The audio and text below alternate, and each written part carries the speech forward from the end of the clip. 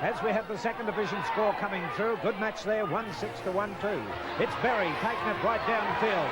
Berry, I thought, was tripped, and the umpire allows the play to continue.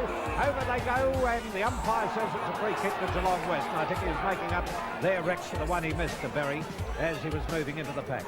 Yes, he backed him at each way odds there, no doubt about that. Righto, now Berry lining them up.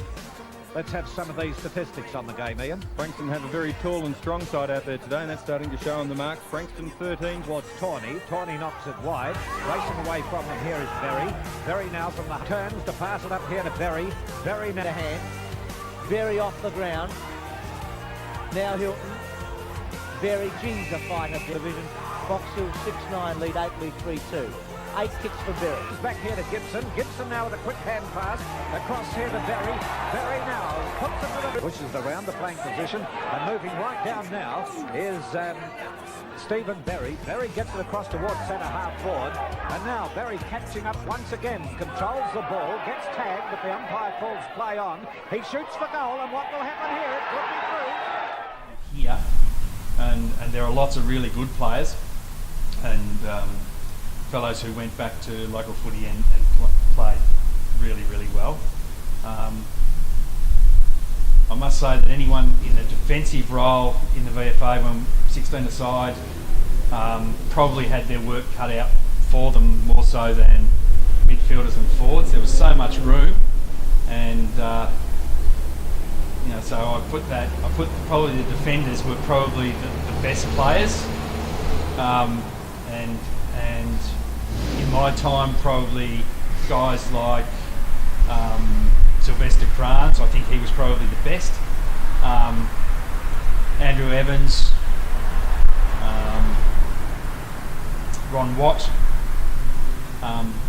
Jan Smith was a good defender, might have been a little long in the tooth in the end, a little like that. Fellows like Peter Austin, Eno Dwyer, who could only see out of one eye, and he had quite good judgment for a guy with one eye. He amazed us. Andrew North, Chris Doyle played a lot of time at the back. They were all very good players. In the midfield, I loved playing with Mick Higgins, Neil Gibson, Mark Johnson, Mark Delhouse. And probably the pick of them might have been Mal Eddy.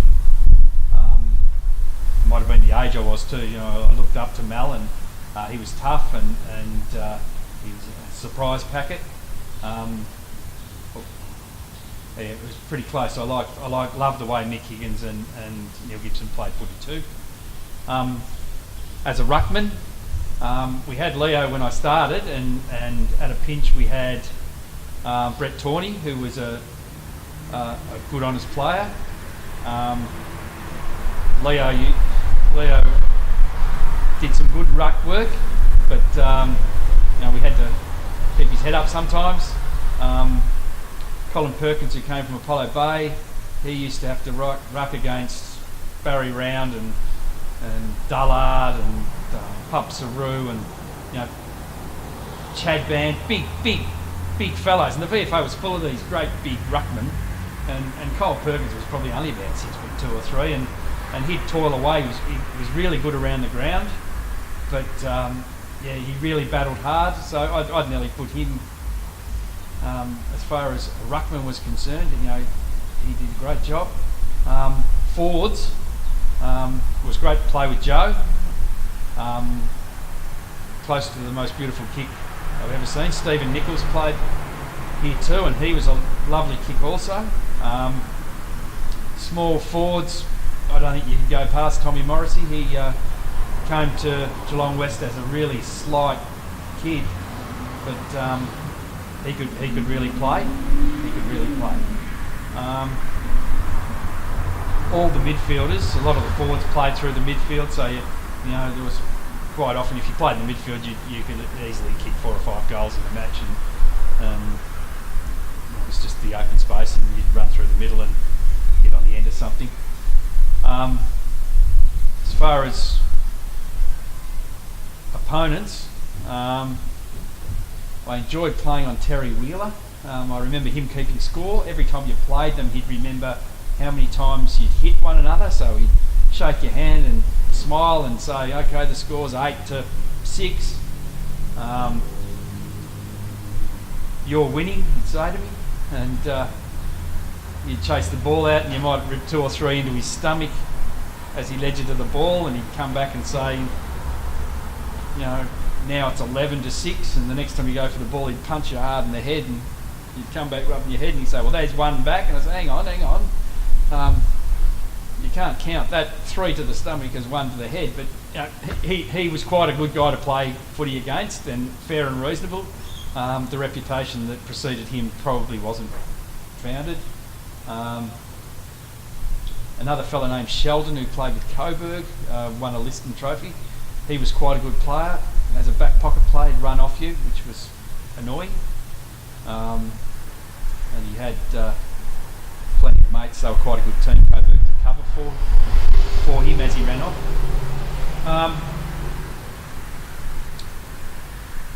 Billy Swan was a good player. A fellow named Fife that played with Preston. I remember being very impressed with him. He was a gun. I was only reported twice and I only got weeks once, but I remember going to the tribunal as a witness for Jan Smith, and Fred Cook had come along as a character reference, and I think Lindsay Tillman might have been the advocate, and we ended up back at Fred Cook's pub after the tribunal, and a weekday, and I think we got home at about 4 o'clock. So I heard some good stories that night, and another time Lindsay Tillman got me off. I think that might have been in 1988, and Lindsay Tillman got me off, and I'd elbowed a bloke, and I'd almost elbowed a bloke in the head, and Lindsay got me off, and he thought he was Robert Galbally, and he was spruiking away after he was confident that I'd be let off, and on and on and on and on he went, and I could see the tribunal chairman getting annoyed with him, and I still remember reaching under the table and squeezing his leg, trying to just get him to shut up as he went on with his legal speech. But eventually we got out of there, and I remember Lindsay taking me downstairs somewhere in the city into some underneath the ground bar that Lindsay was aware of, and once again that was a very late night home. So being reported and having to go to VFA House wasn't always bad. We had a couple of fun nights during the week there. I had some really good coaches in the VFA. I loved Darky as a coach.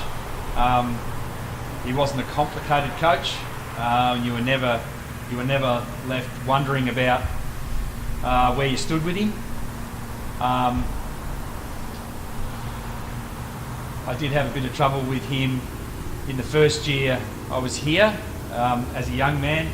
I remember one of the games in Melbourne, I came home on the bus and sat next to Gary Watson, who was a seasoned campaigner, and I think we'd had 6 cans each on the bus trip home. We got beaten, and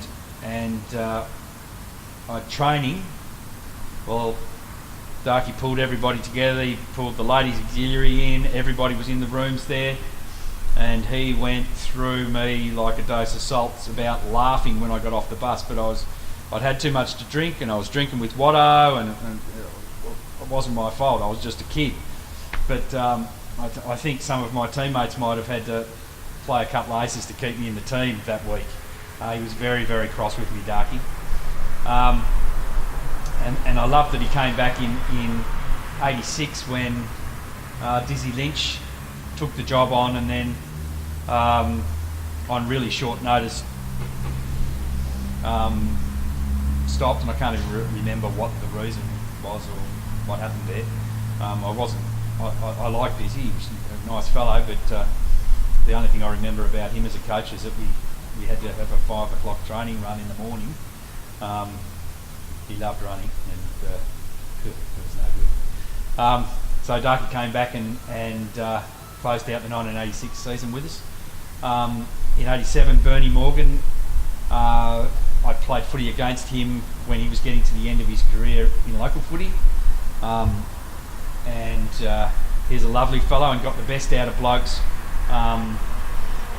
by being a great communicator, and he was a bit of a father figure to me. Probably when I needed a little bit of guidance, he gave me some, and I'm pleased to say Bernie's still a close friend now. Right from the start, numbers were low. We were further depleted with the amount of money that the local clubs were throwing around, and we had a lot of trouble recruiting aspiring players. So, all of a sudden there wasn't the urge by the local guys. It was easier for 5 or 6 guys in every team to stay put and make their money than to test themselves at the higher level. A lot of fellas too would say they didn't want to play on Sundays. But as it was, we didn't have a lot of footballers. Early in the season, and the rumblings had already started at the end of 1986. Terry Johnson was our president then. He was a terrific guy too, and I remember him putting his hand into his own pocket to ensure that promises were met. We struggled along in the early part of 1987, and a couple of times the seconds couldn't have filled it aside, and there were rumblings that perhaps we were on the cusp of being booted out of the VFA because we weren't meeting our obligations as a club. I remember getting together with Andrew Evans and Neil Gibson and Bernie Morgan and discussing this at length, and we decided to go on strike because if we had have just fiddled around for another 3 or 4 weeks, the 30th of June would have come around and we wouldn't have been able to play anywhere else. So as such, we sort of had to push the biscuit a little bit to ensure that there would be a conclusion before the clearance deadline, so at least we'd get a game of footy. We did stop playing, and I know there was a lot of conjecture about whether it was a reasonable thing to do or not.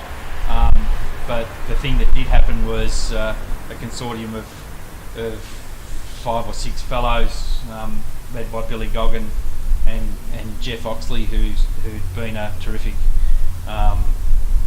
supporter of Geelong West since I came in 1984, and others, put some money in, and somehow we were able to recruit guys from the local leagues on permits each week after June the 30th.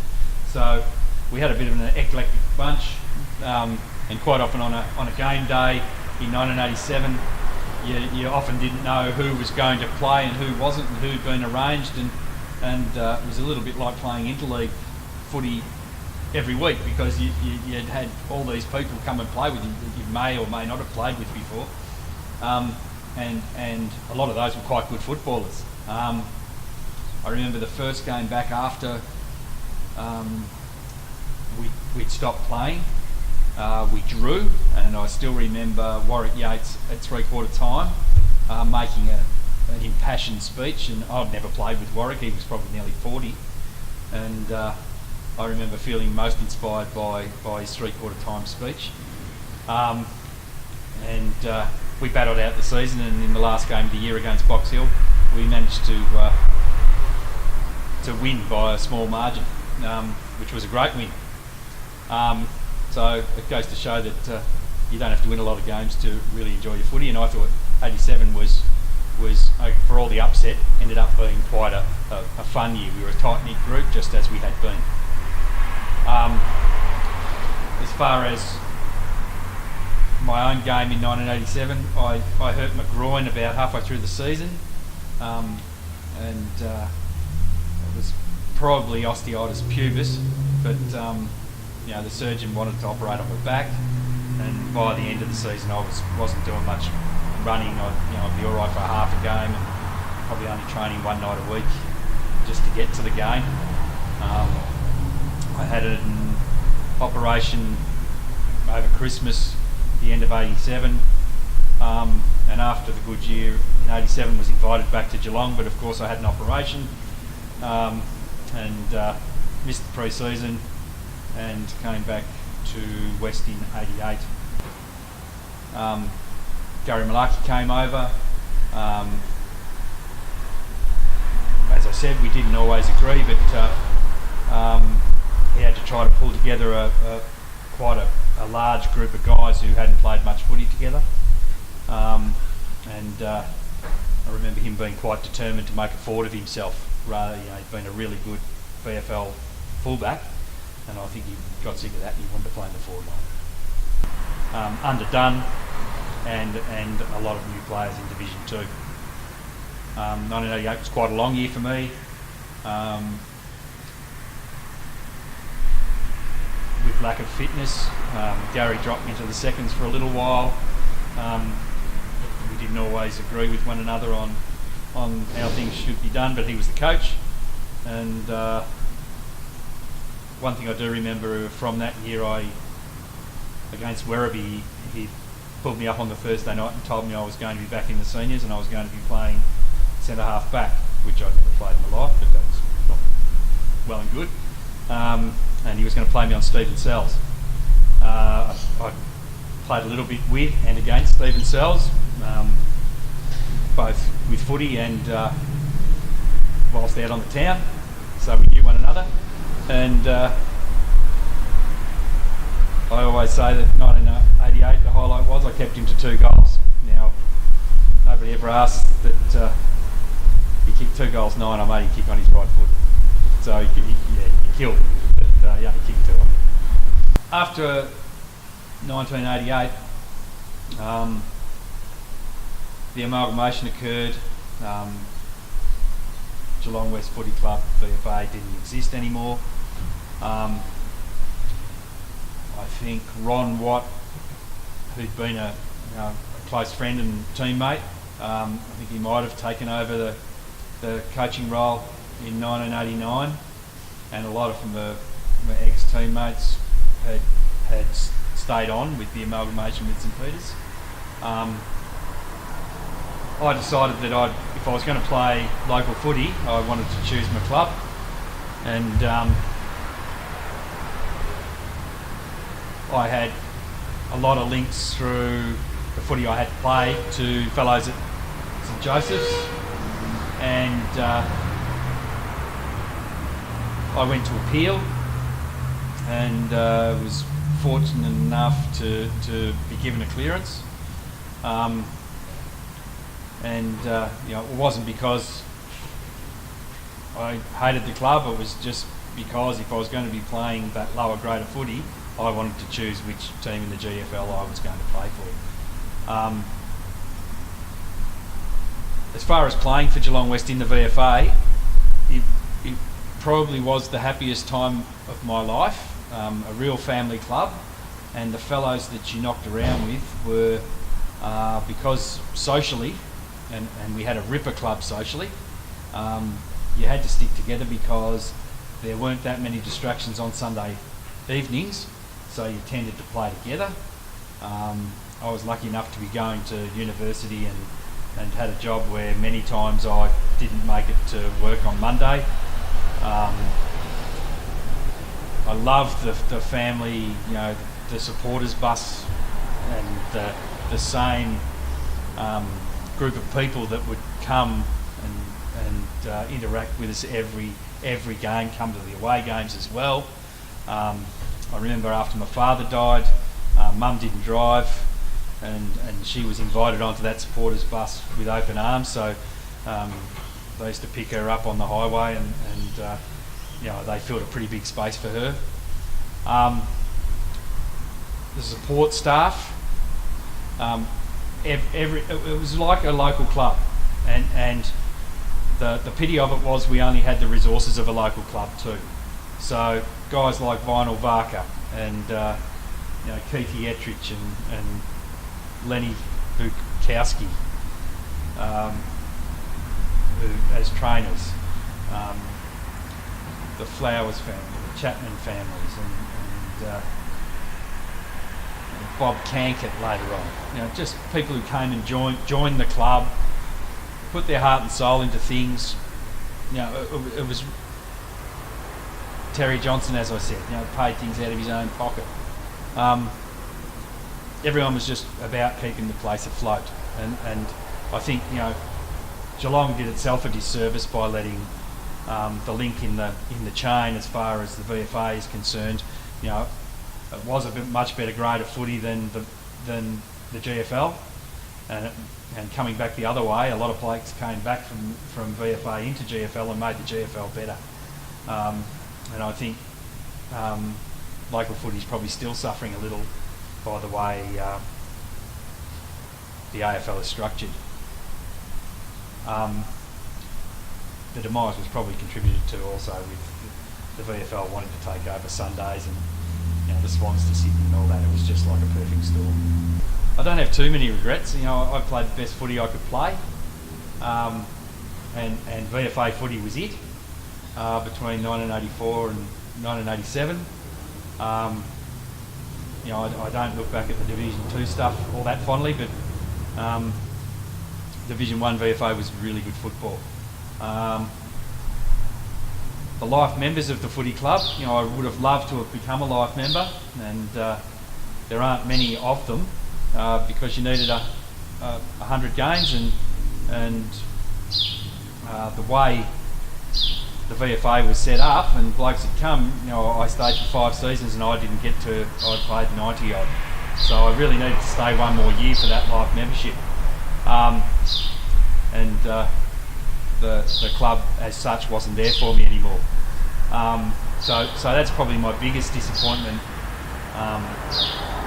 I enjoyed my time immensely, and it probably gives me a little bit of sadness too that the circumstances on which I left, and I don't always get invited to past players meetings and that type of thing, but where you go to tends to be your final resting place. So I probably am more at home at St.JOESPH'S and more included there, but that's where you end up.